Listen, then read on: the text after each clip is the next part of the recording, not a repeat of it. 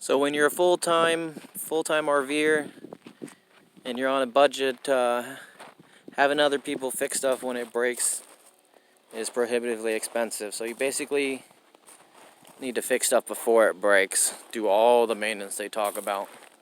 So I'm getting ready to do a little maintenance on the RV. What I'm going to show you is a spark plug change. You come in here, take a look through the wheel well. There's the spark plugs. 1, 2, 3, 4. I'm on the last one there. Now, you don't even need to jack the RV or nothing because it's such a high clearance vehicle. If you're thin like me, you can wiggle yourself right in here and just do it from here. So let's see how this goes. Alright, let's get the first spark plug out. So this is our motorhome. It's a workhorse. What that means is it's got a Chevy Vortec 7400 7.4 liter, otherwise known as 454, with electronic fuel injection. It's pretty much the same thing as a 454, just with a computer, O2 sensors, and fuel injection instead of a carburetor. So I'm here in the middle of the woods, trying to do an oil change, or excuse me, a spark plug change. I've never done it on this RV, on my RV here. It's just something I know how to do, so it's costs much less money if I just do it myself. So this is what they sold me at the auto parts store. I know the iridiums are the best, but I don't have money like that. So we got the platinum recommended for this vehicle. The gap size is a little confusing. You'll see, you know, 0.04 to 0.06, something like that. People saying different stuff, but I just went with these, which are the 0.06 spark gap. And got a little bit of this. That's all we need. So what you want to do, just like any other regular spark plug change, put a little anti-seize compound on the threads.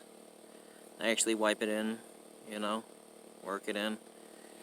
Then you want to hand start it, or gently start it. My block's not aluminum, it's steel, so I don't think it has the same type of threading problems as often, but it's definitely something that can happen. So always start your spark plug by hand. Let me get in here, do it, and I'll cut you back on. So I'm here in the driver's side wheel well of the workhorse 7.4, and this is your view. You know, you can see these spark plugs. There's a little covering over, you know, so you can't quite get to these other ones. I think this is to put air over the exhaust. These models have a problem with it getting too hot down here. So let's see what I can do. I'm going to put this 1-inch. So I use a 1-inch socket to get this spark plug heat shield off. And then you can look in the wheel well here and you can see, oh, now I've got access to this spark plug. Let's put a wrench on there, see if we can get her out. So I got the doghouse off. I prefer doing these spark plugs from in the wheel well, but these last two in here have a heat shield. That's kind of like the brake reservoir cover and stuff. I've got the bolts that hold the spark plug heat shields off, but I'm having a hard time ripping this boot out. They stick on there really nice and they push back on real easy. So let me try to crank that out and see if I can get to this final 2 spark plugs here. So when you torque these spark plugs, you want to make sure you check the manufacturer's recommended spark plug torque.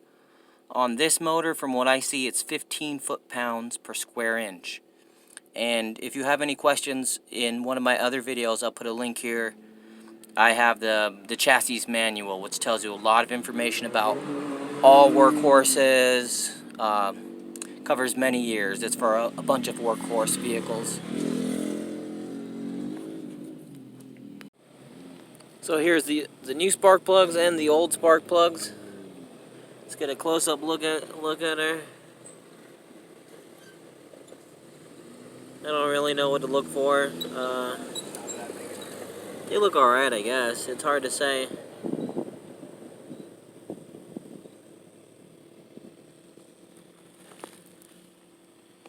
There we go.